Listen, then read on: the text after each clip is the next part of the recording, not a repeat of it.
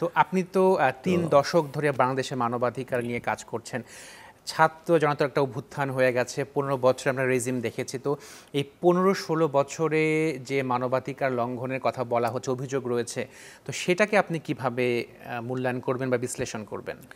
দেখেন, মানবাধিকার লঙ্ঘনের ঘটনা কিন্তু বাংলাদেশের জন্মের পর থেকেই কিন্তু আছে। এবং যে সংস্কৃতি, গুমের যে সংস্কৃতির কথা আমরা বলি, ক্রসফায়ারের মতো মানে বিচার বহির্ভূত হত্যাকাণ্ডের কথা বলি, এটা কিন্তু স্বাধীনতার পর থেকে বহাল আছে। কখনো এটা বেশি হয়েছে, কখনো কম হয়েছে। আপনি যদি খেয়াল করেন, স্বাধীনতার পরপর বেশ কয়েকজন মুক্তিযোদ্ধা যারা গুরুত্বপূর্ণ অবদান রেখেছেন আমাদের যুদ্ধের মধ্যে, এরকম বেশ কিছু মানুষ খুনের শিকার হন। কেউ কেউ যেমন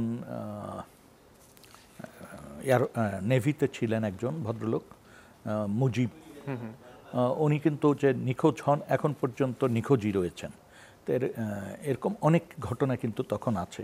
এবং সেই সময় একটা বাহিনী তৈরি হয়েছিল, আপনারা জানেন, জাতীয় রক্ষী বাহিনী, এবং তারাও গ্রামকে গ্রাম ঘেরাও দিত, বামপন্থীদের সন্ধান করত, কাউকে কাউকে উঠিয়ে নিয়ে যেত। কেউ কেউ ফিরে এসছে, কেউ কেউ আর জীবনেও পৃথিবীর মুখ দেখতে পারেনি, এখনও নিখোঁজ। এবং নানাভাবে ওই সময়ে রক্ষী বাহিনী ক্যাম্পে নিয়ে নির্যাতন করা হতো। গামছা বেঁধে পানি দেওয়া, মুখ গামছা দিয়ে বেঁধে মাথায় পানি দেওয়া, বাংলা সাবানের ফেনা দিয়ে পানি দেওয়া, এরকম নানান, মানে দম বন্ধ হয়ে যেত, এরকম একটা ব্যাপার। এইটা আমরা দেখেছি।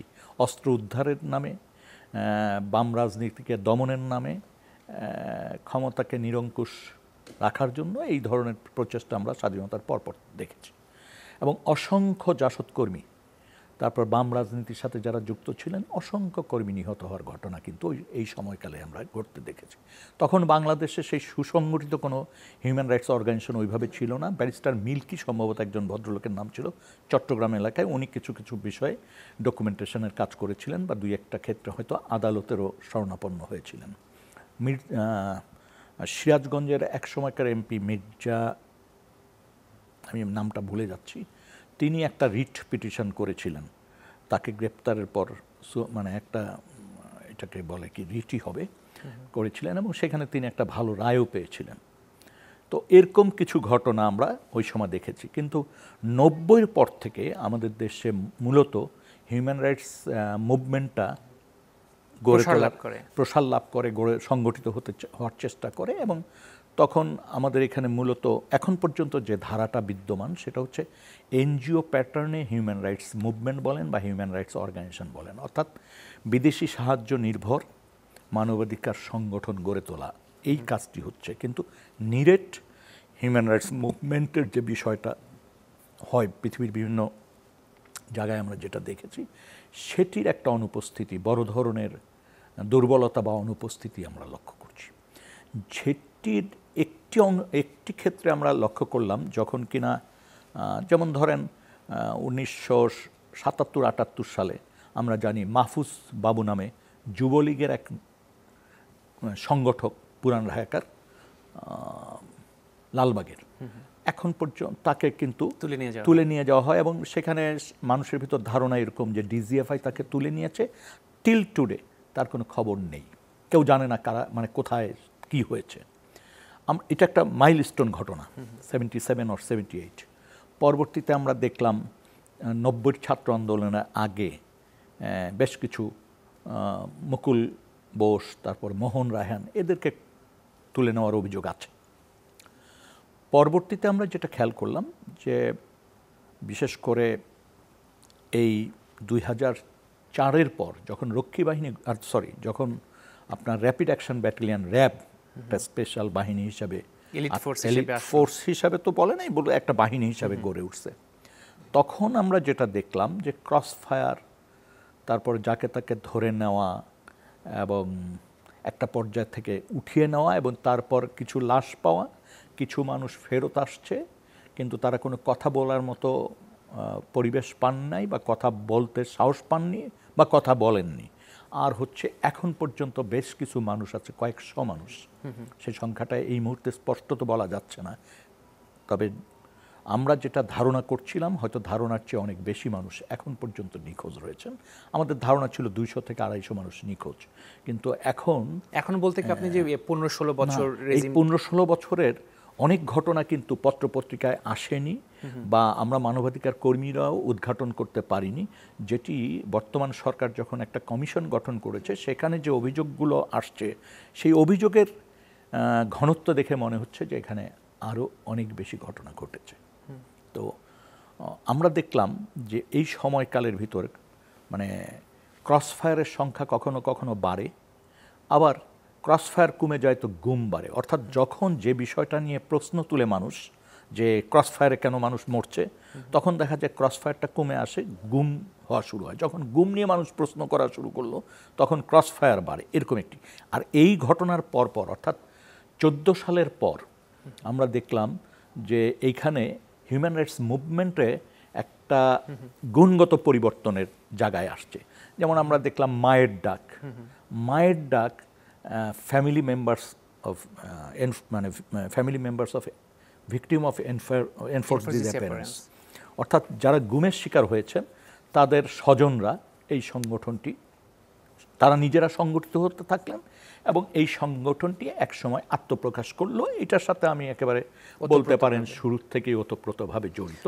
যদিও এই ফ্যামিলিগুলি মূলত এই যে আপনার সুমনের যে পরিবার, এই পরিবারই প্রথম সোচ্চার হয় এবং অন্যদেরকে সংগঠিত করার চেষ্টা করে। পরবর্তীতে এটার একটা সাংগঠনিক কাঠামো আমরা দেওয়ার চেষ্টা করি, নামটা ঠিক করে দেওয়া হয়। তো এটা আলাপ আলোচনার ভিত্তিতেই আমরা যেই প্রস্তাব করি না কেন। এবং সুমনদের বাড়িটাকেই আসলে এক ধরনের অস্থায়ী কার্যালয় হিসাবে তখন ব্যবহার করা হতো এবং তার পারিবারিক মূলত এটাকে সংগঠিত করত।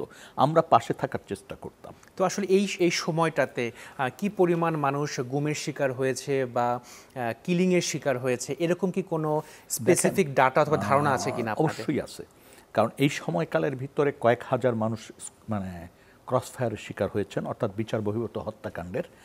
আর প্রায় 700 প্লাস মাইনাস 700 হিউম্যান রাইটস অ্যাক্টিভিস্টরা যে সংখ্যাটা ডকুমেন্টেশন করেছেন সেটা হচ্ছে 700-র কিছু উপরে মানুষ গুমের শিকার হয়েছেন।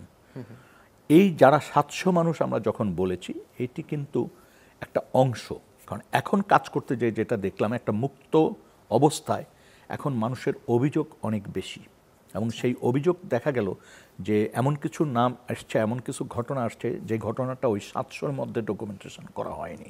700-র বাইরে বেশ কিছু মানুষ রয়েছেন, যেটির পরিসংখ্যান হয়তো একটা সময়ে প্রায় পূর্ণ একটা সংখ্যা আমরা পাবো।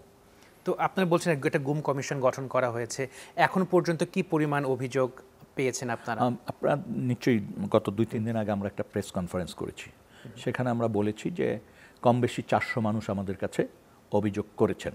এই অভিযোগগুলো আমরা যাচাই বাছাই পর্যায়ে আছি, অর্থাৎ অভিযোগগুলি পড়ে তার ঘটনাগুলি বোঝার চেষ্টা করা এবং পরিবারগুলোকে এক এক করে ডেকে তাদের সাথে আবার মত বিনিময় করে জিজ্ঞাসা করে কিছু জিনিস নিশ্চিত হতে চেষ্টা করছি, এই পর্যায়ে আছে। এবং আমাদের যে ধারাবাহিকভাবে অভিযোগগুলো আসছে তাতে আমাদের কাছে মনে হচ্ছে যে এইটার পরিমাণ হয়তো খুব শিগগিরই 700 অতিক্রম করে যাবে।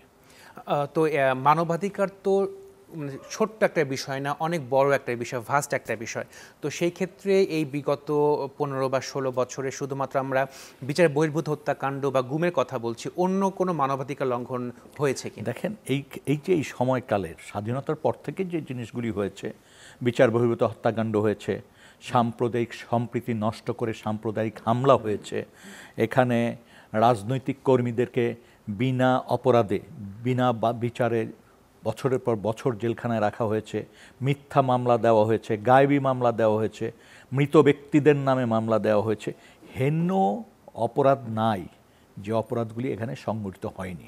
এবং প্রকাশ্যে খুলনা সদর থানায় আপনি বিরোধী দলের একজন ছাত্র দলের একজন নেতাকে টাঙ্গিয়ে পিটিয়েছে এবং সেটার ভিডিও ভাইরাল হয়েছে মাত্র 7-8 বছর আগে।